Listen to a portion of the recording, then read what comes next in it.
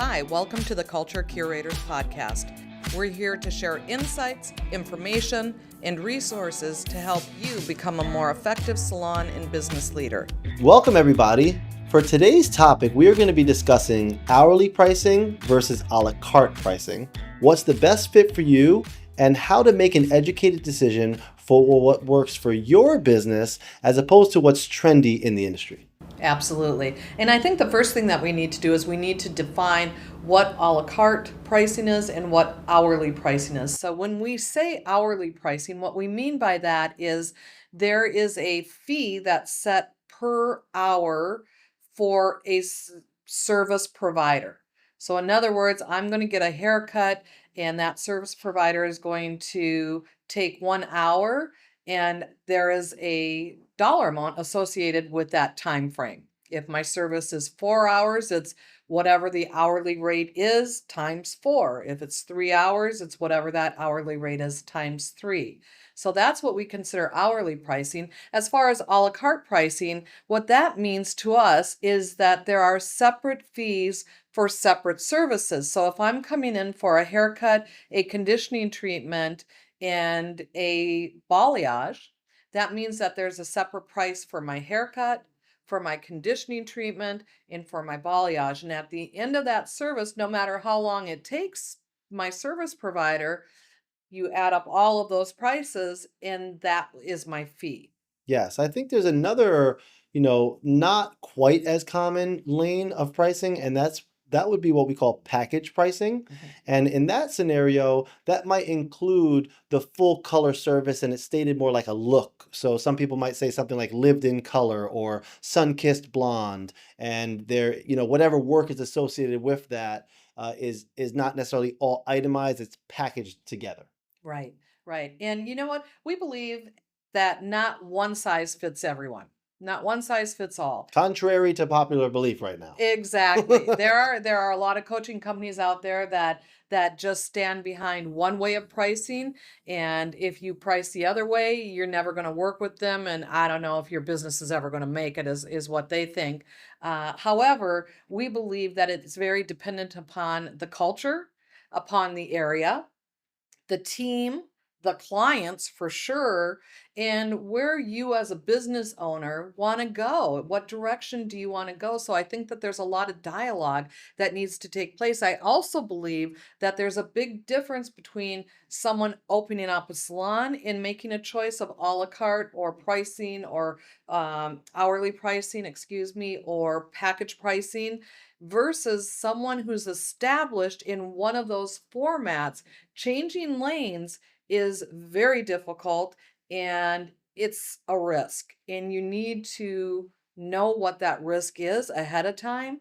You need to make sure that you're setting yourself up, your business up, and your team up for success. If you're, say, a la carte pricing right now and you're thinking you're going to go to hourly pricing, you really need to do your due diligence. You need to know exactly what you're going to do, how you're going to do that, how that's going to land with clients and with team, how that's going to impact your team as far as compensation. Is it going to change it? Is it going to stay the same? And how it's going to impact people coming in for a service. Is the service going to go up? If it's going to go up, by how much is it going to go up? There are a lot of risks involved in changing a pricing structure for sure. Yeah, for sure. And I also think that what's really important is that we analyze, okay, when you see people that have changed to hourly pricing, there's typically other components that come in with that. Many times, if not, I'd say most from what we see, hourly pricing means that you've stopped taking tips, that you stop double booking, right? Those are two of the kind of the main things that kind of come in with it. A lot of times also any fees that maybe you would typically charge, so whether it's an extra bowl fee, whether if you use Olaplex or any kind of bond building like a K18, anything that would be needed in that service determined by the hairdresser would be included in that hourly rate. So if your hourly rate is not set properly, it could hurt you in that scenario if you haven't analyzed correctly what all of those things are costing you and where the profit lies within those things. Yeah. And even outside of what the stylist is using or the service provider is using, there's things like green circle fees, Mhm. there's things like credit card fees. Vish. All of those things have to be looked at when you're establishing hourly pricing. And so, will there be a price increase? Most of the time, I think the answer is yes, there will be. And are your team members strong enough to sustain that price increase? Yeah, and how is that price increase packaged to the client? Because Mm. again, if you've decided that you're not tipping anymore, then that's now absorbed into that increase. So the amount out of pocket for the client might be slightly more, but if that's not clearly stated, then they might be like, wait a minute, you're raising your prices 20, 30%. And I think another really important component of determining what's best for you and for each, for your salon is what your demand is, right? Like how in demand is the overall time of the entire business? Because if you're making a shift that is clearly there's a risk involved in that shift, and this is talking about if you're changing that you've already been open and you're doing it one way and you're changing it the other way, there's a risk involved. Like Jill said, it's a bit different. There's still always risk, but it's a bit different type of risk if you're just opening a salon and establishing this way out the gate. Maybe you're a suite owner, let's say, and you've been doing hourly. You're opening up a salon now that you want to have employees in, and you're continuing to do hourly, Right. right? Your clients are already built into that. They already know and understand that. So, just because it's the new shiny object doesn't mean that you need to jump on board with that. We've talked about this in past episodes where it's like a keeping up with the Joneses mentality. That's a really dangerous way to run your business. Well, it is. And yet there, there are definitely benefits to hourly. There are definitely benefits to a la carte. And when I think of maybe one of the benefits for hourly pricing, it's that the clients know exactly how much time they're booking and they know exactly what their price is going to be at the end of the service. So if I'm booking 2 hours and my stylist hourly rate is 100, I know I'm going to be paying $200.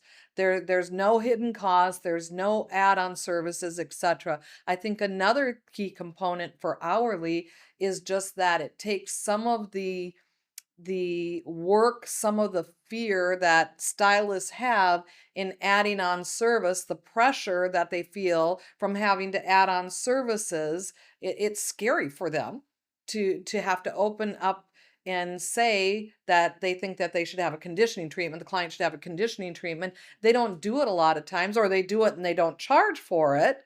And so it takes that away from the stylist. It takes it away from the service provider. They no longer have to feel that trepidation, that fear, that anxiety that goes along with trying to upsell. It's just everything you need to do for that service in that time frame is what the person is going to pay for. Yeah, I think there's a huge upside to that. And I also think the caveat to that, which could be the downside to it, is if your client books for 2 hours but needs a 4 hour service Mm, based on what they want, right? So it's still going to be up to the stylist depending on the situation, if they have the time, if they're already booked.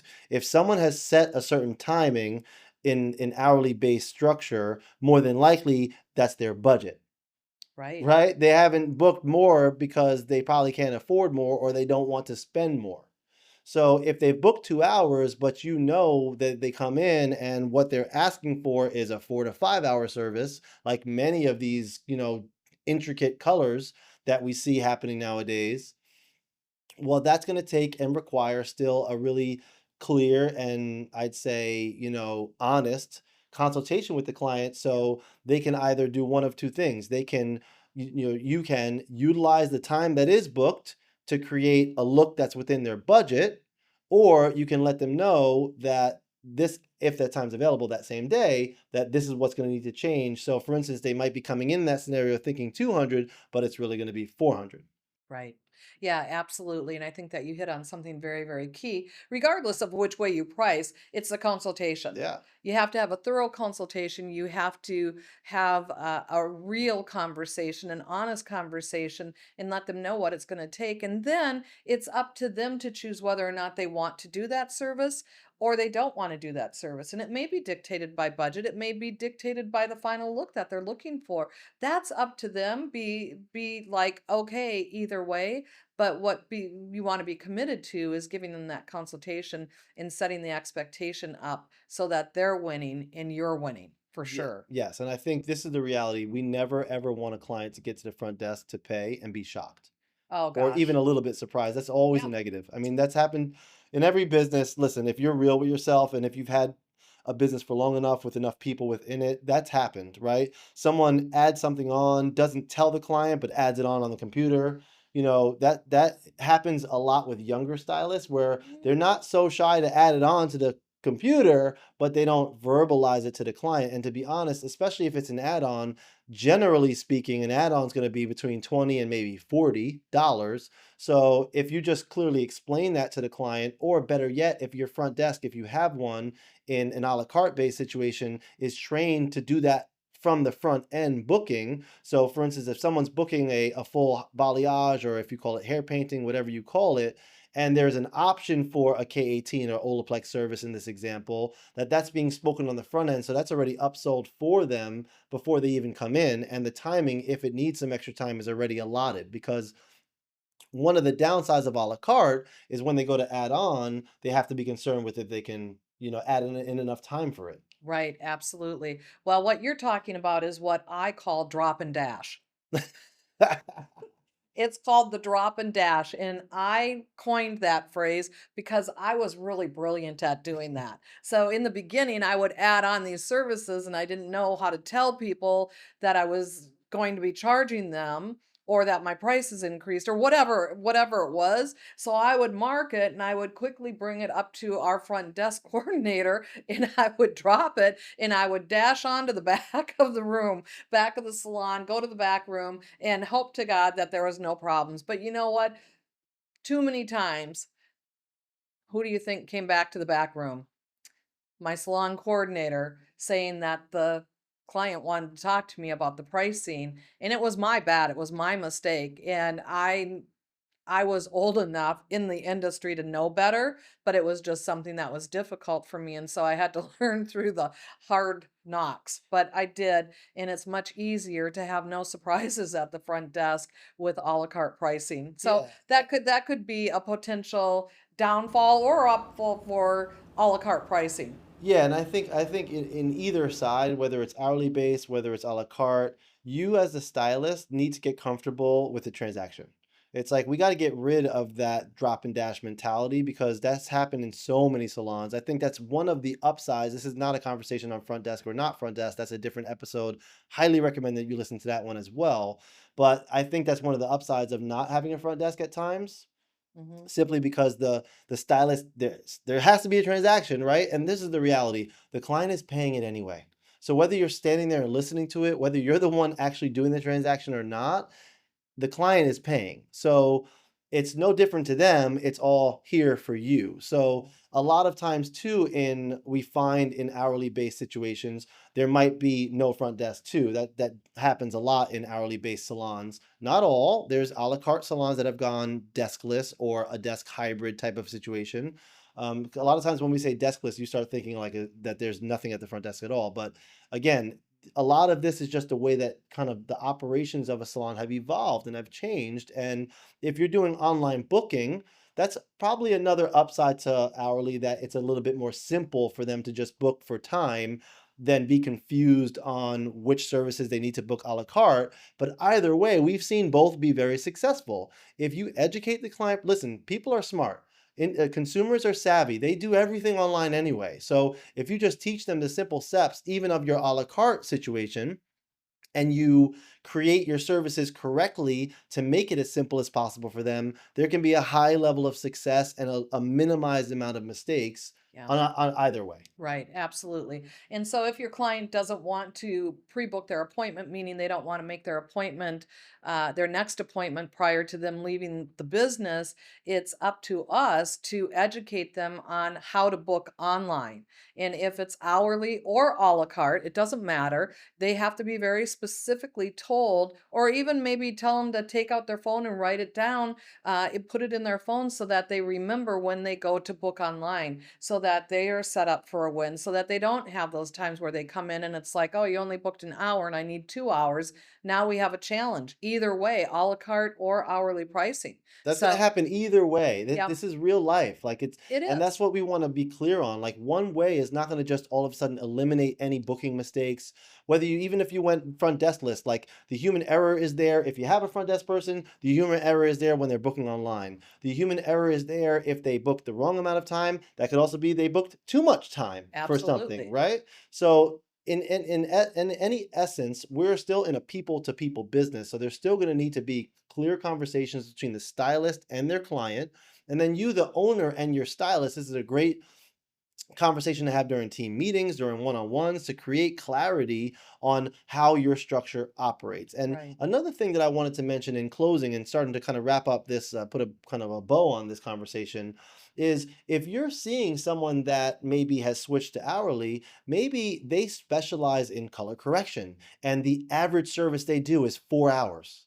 So they were finding that their a la carte pricing wasn't working for their structure. If you're a salon that maybe focuses on shorter base services, maybe you're not doing color corrections, maybe you're a haircutting focused salon, maybe whatever the case may be. If for me, I like if I charge a client for the service, whether it takes me 30 minutes or 1 hour, it's the same price. If it's a haircut, let's say, Mhm. if it's color, maybe you also want to think about a possible hybrid menu. Maybe your color corrections are hourly based Right. and everything else is itemized. So it doesn't mean you have to go all one way or all the other. So, as you can see, there's a lot that goes into pricing, whether it's hourly pricing, a la carte pricing, look pricing, package pricing, or a combination of one or two or all of those things.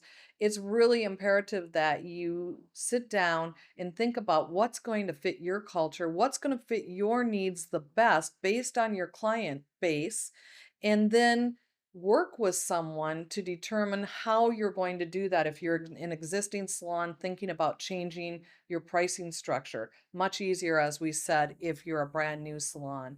With that being said, we'd love to hear what you do for your pricing. Is it a la carte or is it hourly pricing? Please comment and share with us what you found to be best for you. We look forward to our next episode. Thank you for tuning in to this episode of the Culture Curators podcast. Please like, comment, follow, and subscribe.